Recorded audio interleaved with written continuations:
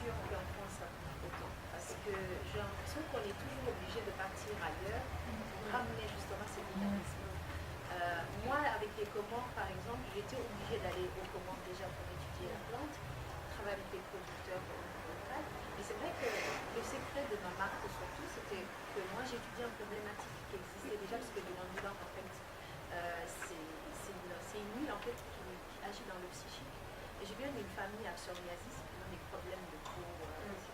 C'est quelque chose d'assez grave. Et que moi-même, j'avais énormément de problèmes de peau.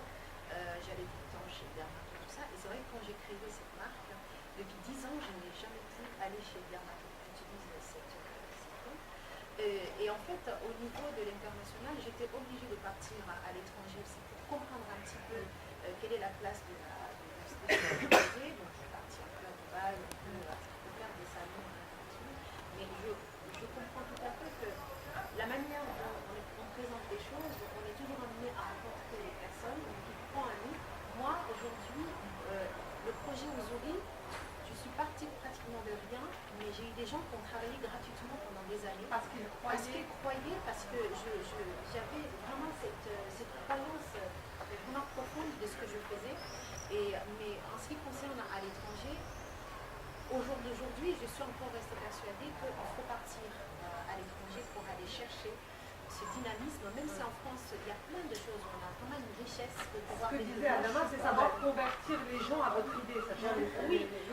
Non, mais en France, comme moi, excusez-moi, c'est facile de créer une entreprise. C'est tellement facile par rapport à Dakar. Tu viens, tu vas, tu crées ton entreprise. Enfin, de créer une structure, c'est facile. Après, je pense que créer une entreprise, c'est facile de créer, de faire une structure, mais de la faire marcher, c'est ça qui est le plus dur. Je pense que légalement, pour avoir une facilitation de faire une entreprise, c'est vraiment facile maintenant pour les jeunes ici. Moi, par exemple, peut-être en Afrique, en tout cas, moins Dakar, je connais, mais c'est pas, enfin, le problème se pose même pas comme ça. C'est pas plus facile ou moins facile ici, c'est surtout voir comment l'entreprise a été évolue, comment elle vit et comment elle se développe. En fait. Moi, je pense que, quand je disais ça, c'est que la plupart des gens qui ont des en France, on est arrivé à un moment donné, certaines activités, on est un peu en saturation. Et c'est vrai que quand on va à l'étranger, par exemple, je prends ça redonne une certaine... en fait, on a une inspiration, parce qu'en France, on a plus de choses à faire, mais parfois, on a l'impression qu'il nous manque cette inspiration.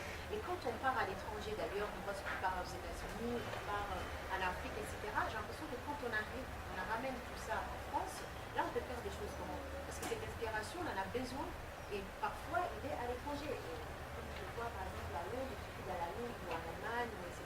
Parce que sur place, on fait du sur place. Moi, pour moi, c'est de l'ordre de la légende. C'est-à-dire que c'est pas plus facile ici qu'au Sénégal, qu'en Afrique ou autre. C'est une question de personnalité, de persévérance et de confrontation aux difficultés. Moi, ma boîte à Dakar, mon siège social Afrique, que j'ai ouvert à Dakar, je l'ai ouvert en 48 heures. C'est-à-dire que établissement des statuts, dépôt à la banque, le temps d'obtenir mon cabis, franchement, en moins de... Allez, si j'exagère un peu, en moins d'une semaine, je l'avais. Donc aujourd'hui, il y a une vraie dynamique en Afrique. On parlait de la France, on parlait des États-Unis comme des Eldorado. Il y a l'Eldorado africain, le rêve africain qui existe, avec des entrepreneurs incroyables qui montent des trucs incroyables en Afrique et qui développent le continent. Et nous, aujourd'hui, on était en France, on monte des structures en Afrique. Et franchement, moi, j'ai vu des points qui sont plus complexes ici, gérés avec beaucoup de facilité en Afrique. Je pense que c'est la même chose que de dire, quand je viens de quartier, c'est plus difficile pour moi que quelqu'un qui viendrait de Neuilly. Moi, je ne crois pas dans cette philosophie-là. Je pense qu'on a tous la richesse de là d'où on vient. Et que notre entrepreneuriat, notre parcours entrepreneurial, notre société, elle est le fruit de ce que l'on est. Et on peut être en France ici, avoir des parents africains, avoir cette double culture, et on est la personne que l'on est. C'est-à-dire, je m'explique, quand vous avez grandi dans un quartier difficile, vous observez des choses que vous n'observez pas quand vous avez grandi à Neuilly. Alors Neuilly peut grandir avec 100 000 euros pour lancer sa boîte, là où vous en aurez un. Mais vous, les 1 euro, vous en ferez 100 000, là où lui, ces 100 000 euros, est-ce qu'il n'aura pas le système des autres?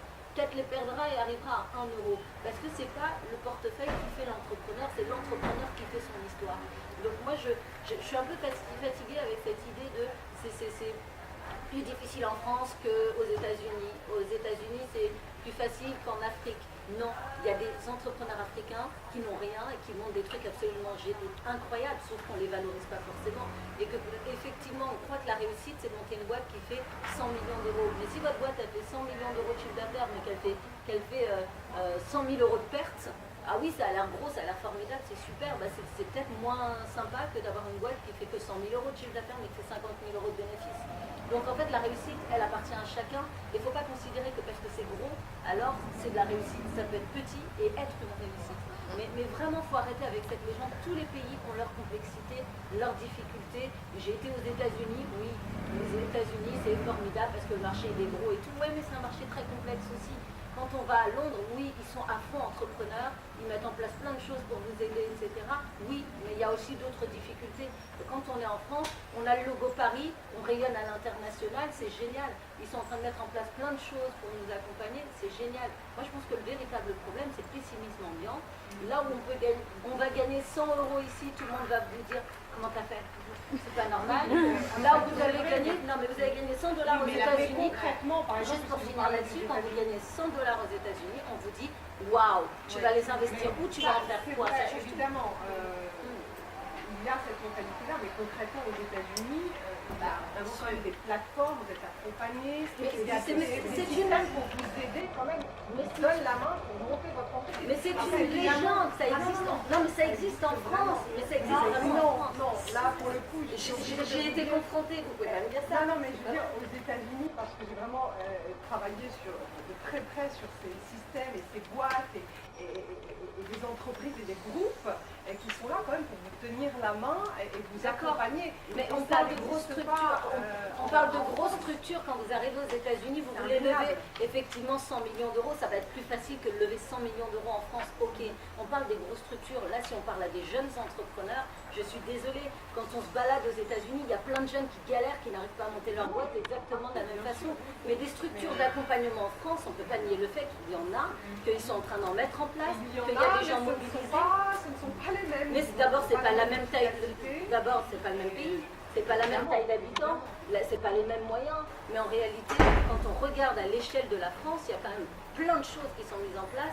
Des réseaux de femmes entrepreneurs qui accompagnent. Et surtout, c'est des à garanties d'aller des quand vous avez envie, c'est ce que vous avez expliqué et vous avez raison de le dire. À partir du moment où on a pris cette décision, c'est à vous d'avoir du courage d'aller chercher. En France, il y a vraiment toutes ces structures. Parce que moi, j'ai saisi toutes ces structures, il n'y a aucun problème. C'est vrai que c'est un petit peu comme en France, où on a la sécurité sociale, on a ça, on a plein de choses. Mais en ce qui concerne la culture de l'entrepreneuriat en France, c'est très difficile. Parce que moi, je rencontre énormément d'entreprises aussi, beaucoup de boîtes internes. C'est-à-dire qu'il y a des phases, à partir du moment où on crée une entreprise, il y a une première phase où on construit, on fait la conception au départ. Mais après, il y a des phases qu'il faut affranchir. C'est-à-dire, à un moment donné, il faut se lever, il faut repartir. Donc, comment dire, ça veut dire qu'il faut des fonds. Il faut avoir des fonds. Alors, soit c'est des banques, soit c'est des business angels, soit... Et souvent, la plupart des sociétés que j'ai vu fermer, c'est toujours un problème d'accès au financement. En France, on a ce problème de faire confiance aux entrepreneurs. Alors, on va faire si on vient d'un réseau qui est assez solide, oui, on peut s'en sortir. Mais culturellement, aller dans une entreprise, aller dans une banque, demander de l'argent, moi, ça fait des années, c'est pas une question de mon projet, mais voilà, j'ai rencontré pas. Mais il y a beaucoup de barrières en ce qui concerne l'accès au financement. Et l'accès au financement, c'est ce qui tue les entreprises. Le métier du c'est pareil, c'est pareil partout. Au Sénégal, en Afrique, c'est encore pire.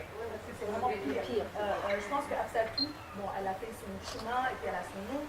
Et c'est aussi comme moi. Maintenant, c'est plus facile pour moi d'accéder à des choses. Mais je vois les jeunes entrepreneurs, ils galèrent.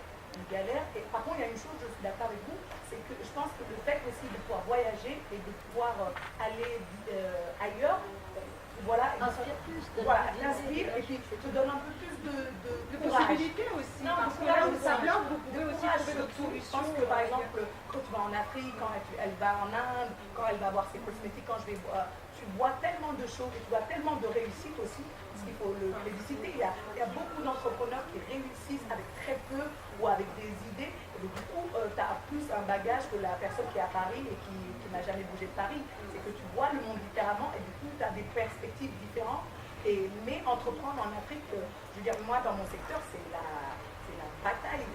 Non mais vraiment, j'ai trop avoir vers 14 ans depuis, mais je galère sur des choses parce qu'il n'y a pas, voilà, on crée une entreprise, on fait des choses, mais il n'y a pas une structure de fond pour tout le monde. Voilà, c'est que tu es obligé de créer toi-même des choses que l'État devrait créer.